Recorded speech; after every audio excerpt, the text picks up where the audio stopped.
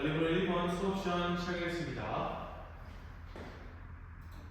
네, 지금까지 선생님과 함께 영화 짙을 제주 산사건의 실제 당사자였던 모티브를 해서 만들었던 영화를 선생님과 함께 살펴보았고, 그 다음에 학습 목표 힘차게 1번부터 3번까지 함께 외쳐보았는데, 선생님이 수업 시작 전에 함께 외치는 구호 하나 더 있었죠? 네, 그 구호를 함께 외치고 수업 본격적으로 시작해보도록 하겠습니다. 바로 삶 속에서 역사의 발자취를 따라 함께 성장하는 수업. 이 수업을 통해서 우리가 그 역사의 발자취를 따라 갈 때 어떠한 우리에게 상호 정체성을 상호 존중과 상호 정체성을 가지게 되었는지 우리가 기억해 보면서 수업을 진행해 보도록 할게요.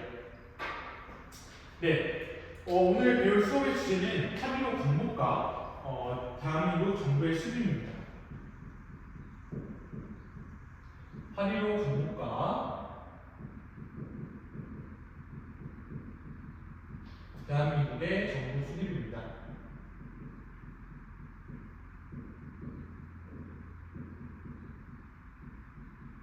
네.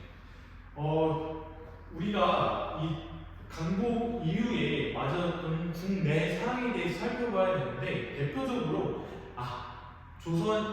한반도 내부에서 이제 신장 통치를 둘러싸고 자우익의 대립이 첨예하게 있었다라는 부분을 우리가 알고 있으면 좋을 것 같아요.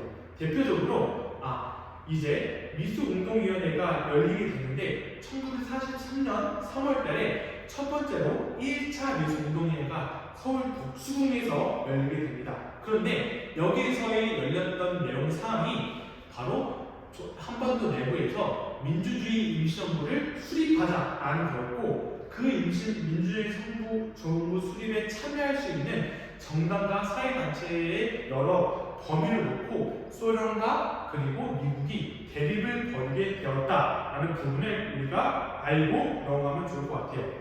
그런데 이제는 미국이 자신의 정책 입지를 더욱더 다지고 한반도 내부에서 정치적 우위를 선점하기 위해서 실시했던 것이 있었는데 바로 무엇이었죠?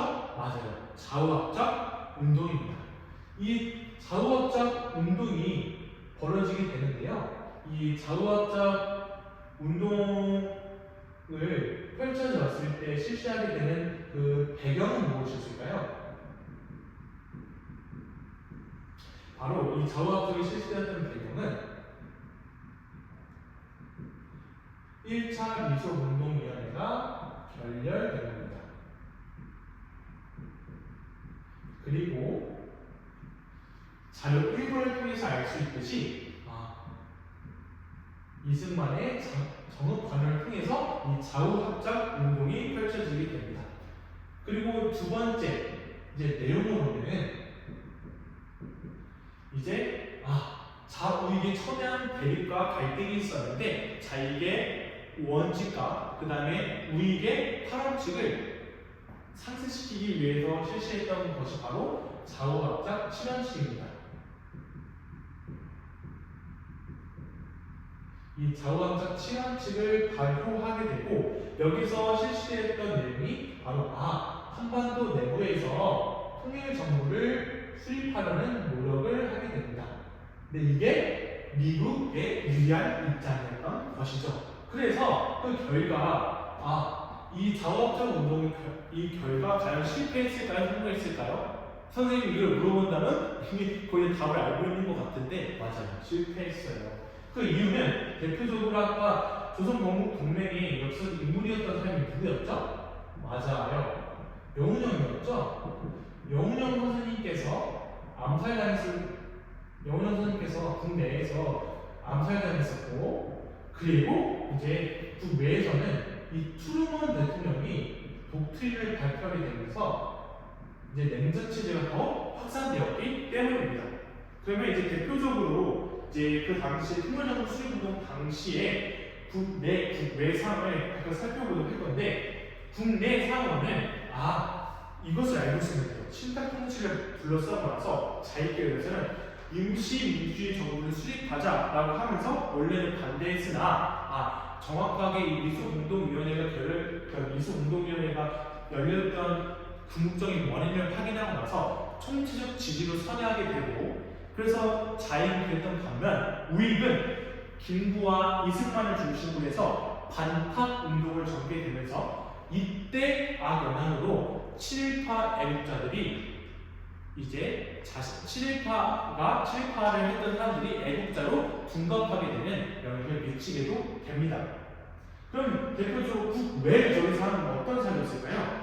국외적인 상황은 이미 설명드렸다시피 1차 일본운동위원회가 결렬되고 그에 따라서 안 되겠다. 이제 나라도 힘을 써서 나만만이라도 대통령 자신이 돼야겠다라는 의욕을 품게 되는 이승만의 정업 발언이 펼쳐지게 됩니다. 그러면 이제 다음으로 자료 2번과 3번을 통해서 확인해 볼 건데, 자료 2번은 어떤 부분이 나와있죠? 김구의 3천만 동포에게 읍고함이라는 사료가 나와있죠. 이 좌우합작 운동과 비교될 수 있는 이 자료, 비교될 수 있는 하나의 협상이 실시되게 되는데 바로 남북 협상입니다. 이 남북 협상이 실시되는 배경은 첫 번째, 바로 남한의 단독선거를 반대하기 위해서 실시했던 것이었겠죠. 단독 반대를 실시했던 것입니다. 그리고 대표적으로 그 이후에 남북 협상의 내용으로는 중도파였던 명원영 선생님이 있었다면은 이제 중도 우파였던 김규식 선생님과 그 다음에 김구 선생님이 함께 북으로 가게 되면서 북쪽에서 유명한 정치인이었던 김두봉과 그리고 우리나라의 초대 대통령이 이승만이라면 북한의 초대 북조선인민민주주의 정부에서의 주석이었던 김일성을 만나게 되면서 사기회담을 펼치게 됩니다. 왜 사기회담이냐고요? 김구, 김두봉, 김규식, 김일성 이 네 가지의 김이 회담을 펼쳤기 때문입니다. 네. 그리고 대표적으로 이제 그렇게 자신의 정치적인 이유와 그리고 의지를 드러내기 위해서 바로 자료 2번에 김구 선생님께서 나타났던 것이 바로 김구의 3천만 동포에게 읍고함이라는 겁니다. 그럼 여기 살펴봐야 되는데, 여기 자료 1번에서 나타났던 이 이승만이 가지고 있었던 이 자료의 사회의 특징을 살펴볼까요? 은서가 여기서 자료의 특징을 살펴보았다고 하는데, 선생님 네 번째 줄 보니까 남반만이라도 임시정부 혹은 위원회 같은 것을 설치하자라고 나왔던 반면에 여기 자료 2번에서는 아니다, 단독 정부를 세우는데 협력하지 않아야겠다라는 차이점을 알 수가 있었고, 근데 여기 공통점이 하나가 있는데 그럼에도 불구하고 통일 정부를 수립하려고 했던 노력은 동일하게 했었다라는 부분을 살펴볼 수 있을 것 같아요. 그러면 이제 남북협상의 공동 성명의 내용이 대표적으로 어떤 것이었냐? 바로 이 자료 3번을 통해 살펴볼 수 있는데, 즉시 외국 군대를 우리 땅에서 철거시키게 하자라는 부분에서 자료 3번을 보면서 외국 군대 철수, 즉 외국군이었던 미군과 그 다음에 소련군을 우리나라 내부에서 철수시키자고 하는 것이었습니다. 그리고 이 절대로 우리 민족의 의사를 표현하지 못할 것이다 하고 나서 사조 부분에서 어떤 부분이 나와있죠? 이 성명서에 서명한 정당 사회단체만이 남조선 단독 선거의 결과를 결코 승인하고 지지하지 않을 것이라 하면서 여러 사회 정당과 단체들을 함께 기업할 수 있는 남한만의 단독 선거만이 아니라 다 통일된 정부를 수립하려고 하는 그런 내용이 담겨 있었던 것이 바로 자료 3번이라는 부분을 살펴볼 수 있을 것 같아요. 네, 좋습니다. 그러면 이제 선생님과 함께 제주 서산 사건에 대해 살펴볼 건데, 이미 영상 자료로 제주 서산 사건에 대해서 살펴보았잖아요. 영화 지스를 통해서 살펴보았죠. 이 제주 서산 사건이 실시되어지는 그러니까 발생되어지는 배경은 무엇이었을까요? 바로 자료 4번을 통해서 확인해 보도록 하겠습니다. 제주 사상 사건이 발생되어지는 배경을 살펴보면 좋을 것 같아요.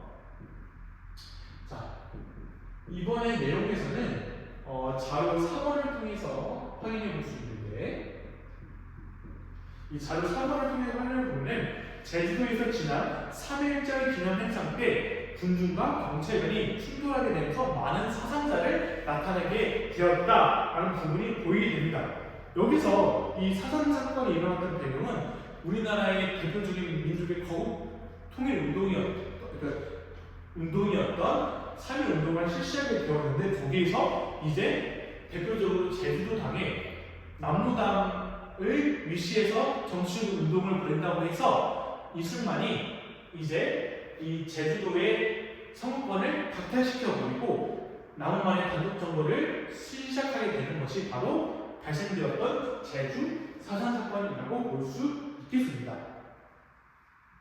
그래서 대표적으로 남한만의 단독 선거를 반대해서 통일정부 수립을 주장하게 되고, 여기에서 월남했던 서북 청년의 같은 세력들이 여러 이 제주 사상 사건을 벌이게 되는 잔악한 역사적인 비극을 맞게 되었다라는 부분을 알 수 있습니다. 네, 그러면 이제 사료 톡톡 시간인데요.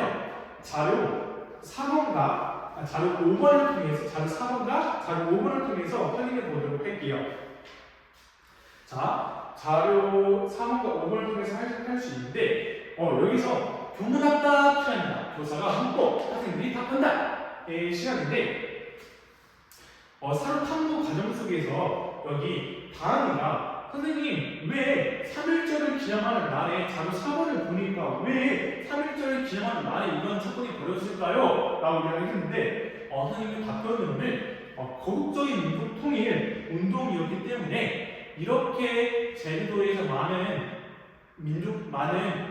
많은 사람들을 모이게 하면서 남한만 단소문을 반대하고자 했으니, 그걸 진압하고자 여러 군대나 여러 이런 서북 청년의 사람들이 진압하게 돼서 이런 제주 비극적인 사건이 일어나게 되었다라는 부분을 살펴볼 수 있을 것 같아요. 네, 그러면 이 교문학당 시간을 가져봤으니까 이제 제주 사사고에 대한 평가의 변화에 대해 살펴보도록 할게요. 이미 선생님이 말해드렸다시피 자료 4번을 살펴보면은 여기 나와 있는 사람들의 사상자로 나와 있어요. 수령의 사상자가 나와 있는데, 여기 자료 5번을 살펴보니까 무엇이 나와 있죠? 맞아요.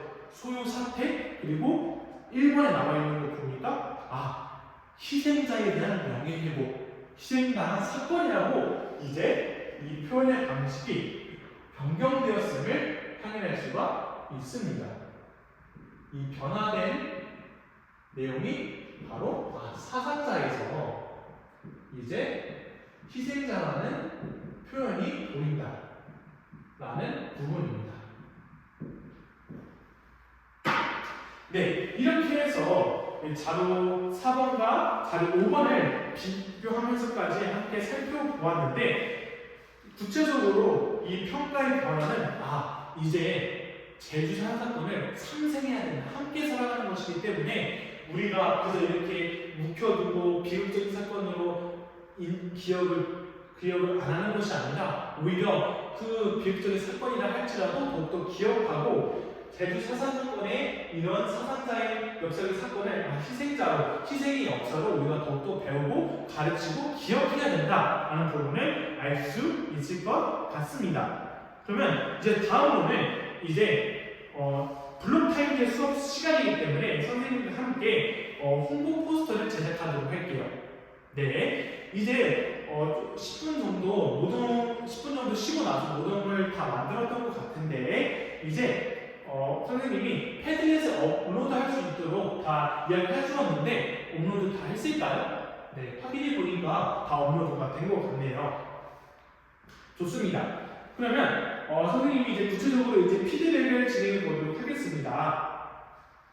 그런데 여기 확인해 보니까 SNS 인플루언서 꿈인 재영이가 여기 이렇게 답변을 해주었는데 제주 사사건 홍보 포스터 제작에서 평화와 민권을 찾아 그리고 포스터 설명에서 지난 과거의 사건이므로 이 사건에 대한 진실을 찾기보다 희생자를 기리며 평화와 민권의 가치를 찾자라고 이야기를 해주었는데 물론 이렇게 지난 과거의 사건이므로라고 생각을 할 수도 있겠지만 선생님이 뭐라고 말했죠? 제주 사사건은 더욱더 상생의 가치를 살려서 우리가 그저 공식에서의 기억을 다루고 있는 것들을 여러 많은 여기 이 제주도민이 아니더라도 우리가 기억하고 다 이렇게 널리 알릴 수 있어야 된다. 그래서 과거에 대한 다양한 재환의 방식을 우리가 정체성의 포용의 기회로 마련되어야 한다라는 부분을 선생님이 강조했었죠. 좋아요. 그래서 이 부분 잘 6분을 살리게 보니까 동백꽃 그림 아주 잘 과거를 올바르게 해석하기 위해서 동백꽃 제주사 사건에 대한 없어지는 어떤 상징적인 꽃을 설명해 주었던 것 같은데 대표적으로 이제 그런 꽃 말고도 여러 많은 그 제주 사건에 대한 박물관도 있으니까 그 함께 박물관을 선생님과 나중에 함께 수학 여행 때 같이 가보도록 해요.